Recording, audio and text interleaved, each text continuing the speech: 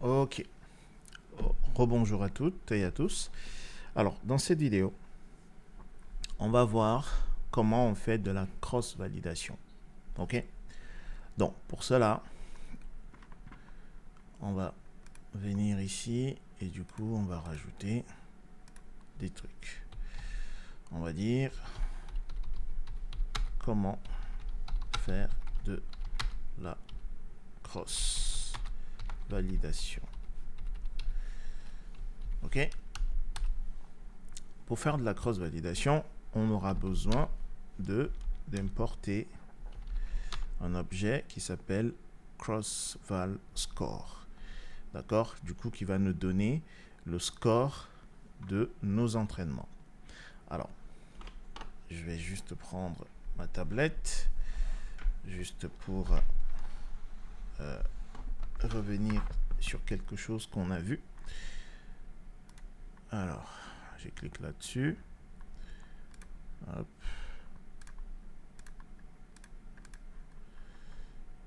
Ok. Ici, en fait, si vous vous souvenez, quand on a parlé de la cross-validation,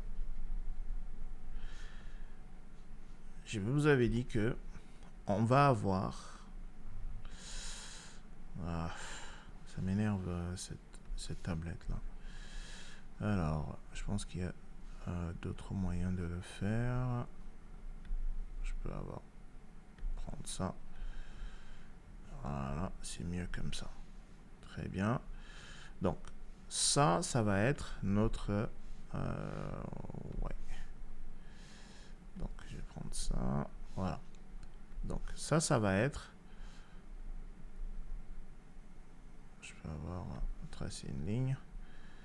Ça va être notre... Allez. J'abuse un peu. Ok, peu importe. On va laisser ça comme ça. Et du coup, ça va être notre train set. C'est celui-là. Hop. Alors, ça c'est notre train set. D'accord? Et nous, on a dit que on allait faire de la keyfold cross-validation. Et je vous avais dit que K ici, c'est un nombre entier. D'accord? Donc, par exemple, ici, si on compte, on va dire A, B, C, D, E, F. D'accord? On peut dire K égale 6 ici. D'accord? Il peut égaler n'importe quoi. 3, 5. Par défaut, en fait, K, c'est 5. OK? Et je vous avais dit que, du coup, ce qu'on va faire, c'est que on va cloner notre pipeline et on va l'entraîner K fois.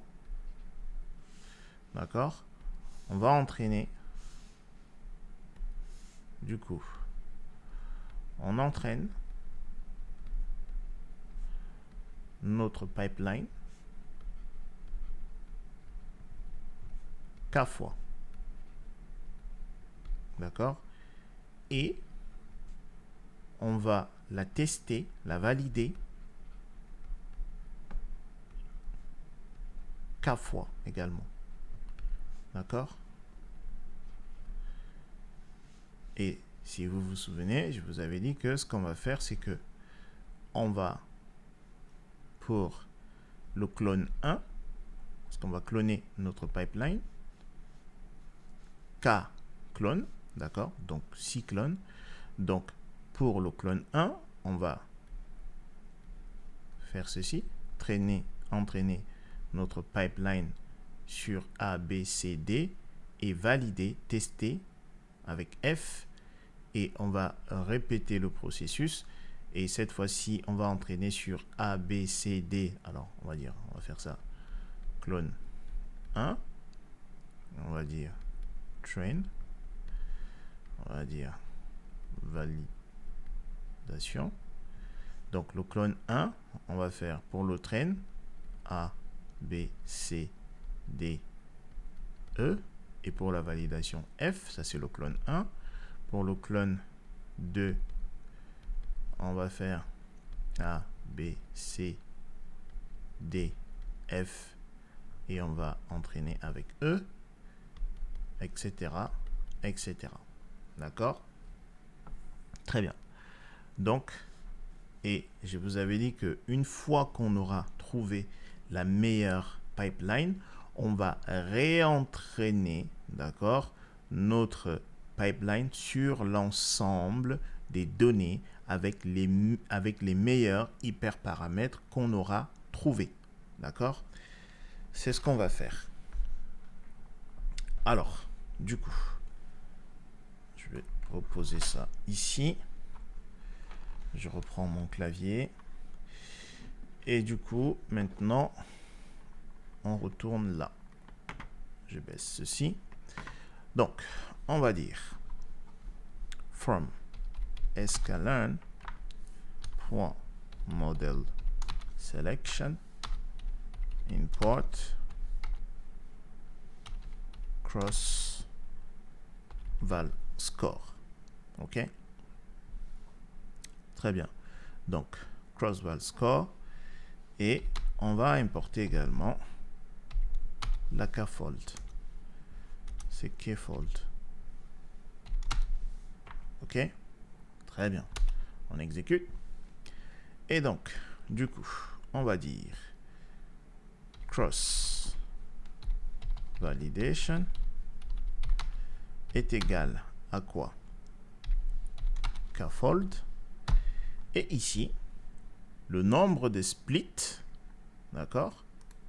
Ce qu'on avait ici. Ici, c'était k égale 6, d'accord? Ça correspond à ça. Allez, je l'ai perdu. Ça correspond à n split, d'accord? Donc, n split ici, dans notre exemple, c'était 6, d'accord? Après, shuffle, ok? Donc, on a shuffle. Est-ce que, en fait, shuffle veut simplement dire on mélange, d'accord? On va lui dire, oh, d'accord, mélange ça, ok? Et après, random state, ça va simplement nous permettre, en fait, allez, je vais mettre random state, je vais mettre true ici, et random state, en fait, va simplement nous permettre, comment dire, d'avoir une seed, en fait, d'accord? Random state, du coup, c'est une seed, donc je peux mettre, par exemple, n'importe quel chiffre ici, hein. Je peux mettre, par exemple, je sais pas moi, 100. Ok, j'exécute, très bien. Donc, c'est bon. Maintenant, je vais faire cross val score. Ici, qu'est-ce qu'il va prendre? Ici, il veut un estimator. OK? Très bien. Il veut un estimator. Donc, nos estimators sont ici. OK? Donc, ici, donc, dans la pipeline, si on reprend notre pipeline, je vais simplement copier la pipe qu'on avait ici. Hop.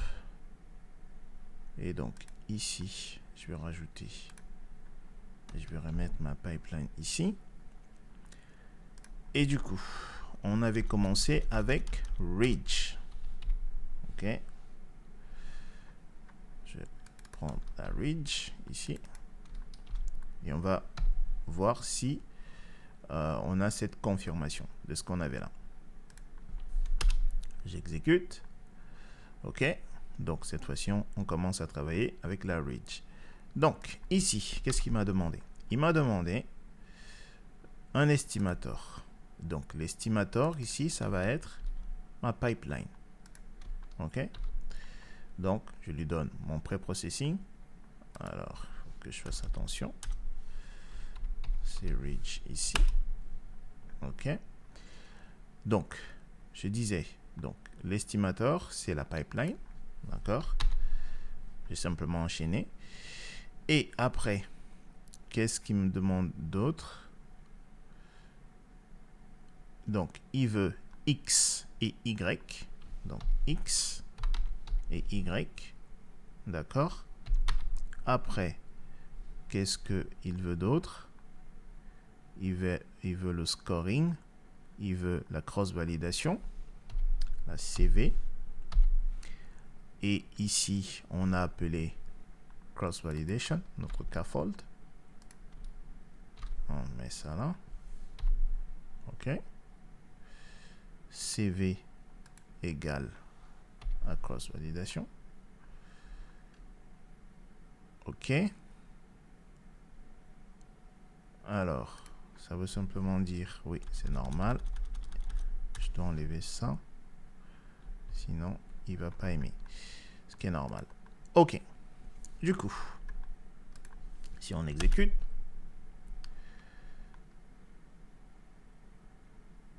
alors, regardez ce qu'il nous a sorti.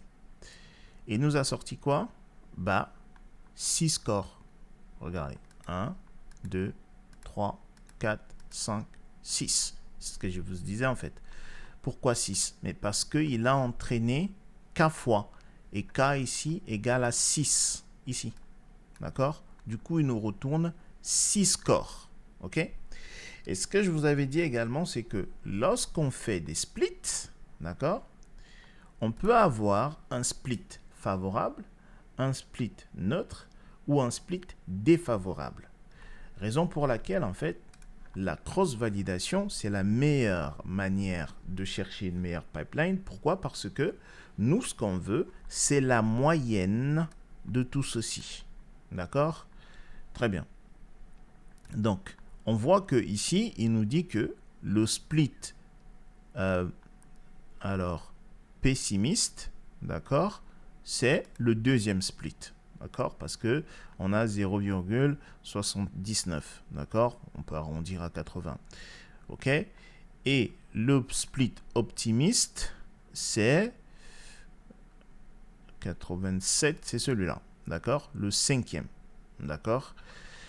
Etc. Donc, moi, ce que je veux, c'est la moyenne de l'ensemble de mes splits, en fait. Donc, ce qui fait que ce que je vais faire ici, je vais créer une variable et à partir de là, je vais faire la moyenne. Donc, je peux dire cross score comme variable. OK? Très bien. J'exécute. Très bien. Donc, maintenant, je peux prendre ma variable et je fais min. OK. Là, pour le reach, on a quoi cette fois-ci? Avec la cross validation. Hop. Le reach. Pour le moment, on a 0, on a 82 en fait. Je peux multiplier par 100. OK.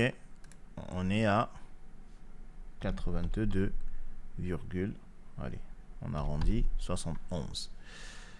Le reach, précédemment, on était à 83. D'accord? Mais sauf que c'était sur le train 7. Et on a dit que c'est formellement interdit de faire ça. Ce qu'on a fait dans la précédente vidéo. Ça, c'est la meilleure manière. OK? Donc, ici, donc, on est à 82. OK? Du coup, bah, vous l'avez compris. On va refaire la même chose. Ici, on va simplement changer de nom. Après, ici, LR. Alors, on va simplement reprendre tout ça. Comme ça, on va gagner un peu en temps. On va enlever les scores. Voilà. Et du coup, on arrive là. Ça, c'est LR. OK. J'exécute. J'exécute.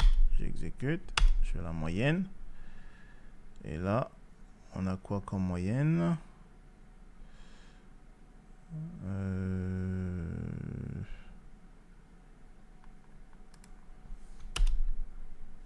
OK. Ici, on est à 82,26. 82,26. OK.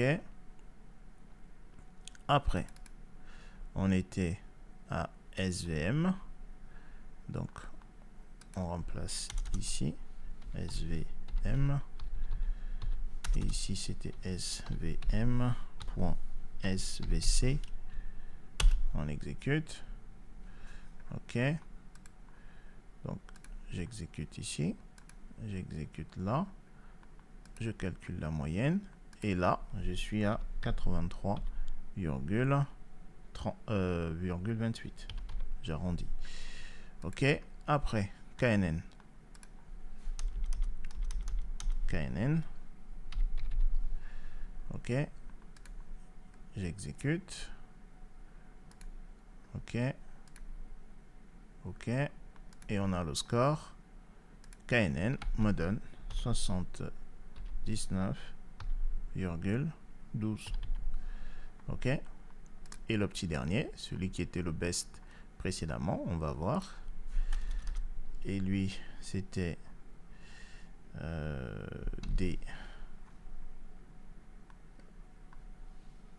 DTC.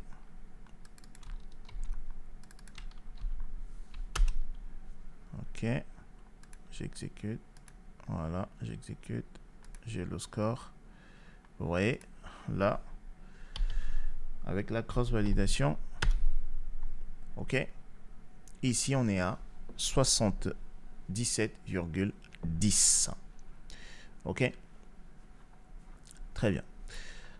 Alors, nous, ce qu'on veut, c'est la pipeline avec les meilleurs hyperparamètres. Jusqu'à présent, en fait, ici, il n'y a pas d'hyperparamètres là. OK. Là, ici, en fait, on utilise les hyperparamètres par défaut.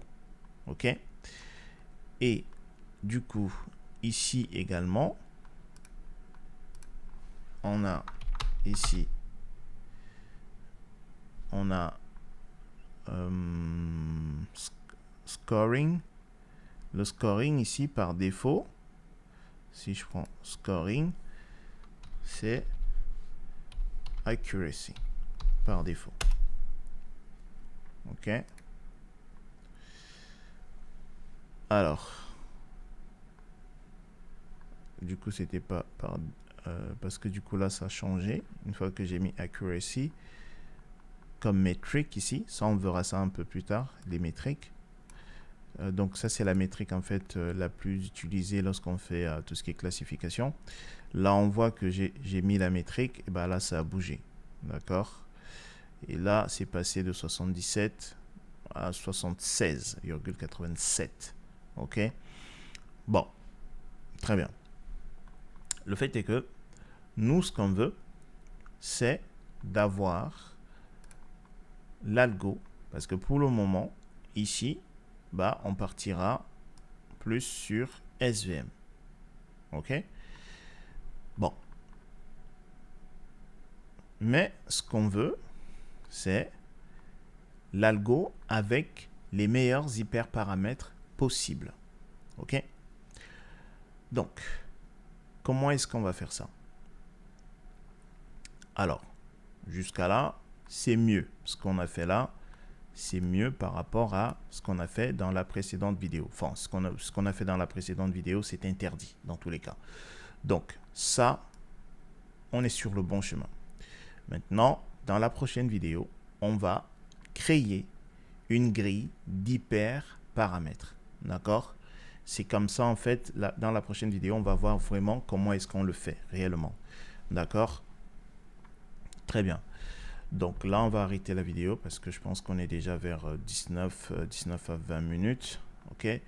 Donc voilà, on est sur le bon chemin, mais dans la prochaine vidéo, nous allons voir réellement comment est-ce qu'on le fait. OK? Donc, je vais arrêter là et on se donne rendez-vous. On continue à s'entraîner dans la prochaine vidéo. Portez-vous bien. Peace.